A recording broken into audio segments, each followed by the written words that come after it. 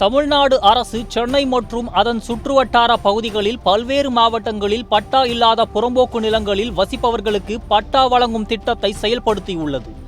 இந்த திட்டத்தின் கீழ் சுமார் 86,000 பேர் பட்டா பெற உள்ளனர்.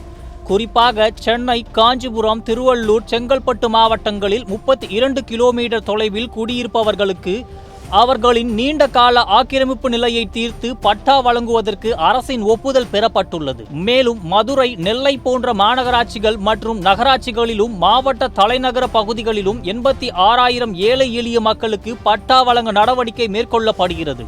இதன் மூலம் 29,187 பேர் சென்னையில் மற்றும் 57,084 பேர் மதுரை, திருவள்ளூர், திருநெல்வேலி உள்ளிட்ட நகரங்களில் மொத்தமாக 86,000 பேர் பட்டா பெறுவார்கள்.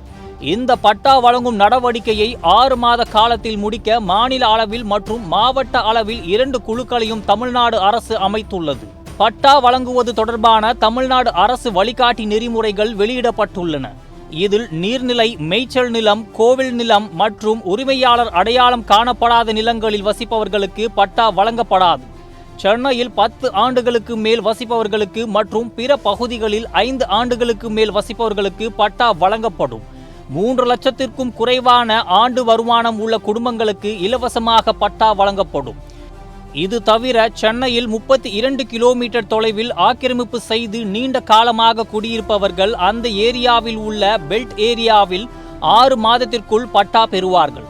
மதுரை, திருவள்ளூர், திருநெல்வேலி போன்ற மாநகராட்சிகளிலும் இதே பிரச்சனைகள் உள்ளன. இங்கு உள்ளவர்களுக்கும் பட்டா வழங்கப்பட வேண்டும் என்று முதல்வர் மு.க. ஸ்டாலின் உத்தரவிட்டுள்ளார். 6 மாதங்களில் பூர்த்தி செய்யும் பட்டா வழங்கும் நடவடிக்கையில் நகராட்சி, மாநகராட்சி மற்றும் மாவட்ட அளவில் குழுக்களும் சென்னையில் மாநில அளவில் குழுவும் அமைக்கப்பட்டுள்ளது. இந்த அதிகாரப்பூர்வமான பட்டா வழங்கும் செயல்முறை தமிழ்நாடு அரசின் இணையதளத்தில் அல்லது அருகிலுள்ள மாவட்ட ஆட்சியர் அலுவலகம் மற்றும் உத்தியோகபூர்வ அலுவலகங்களில் பெற முடியும்.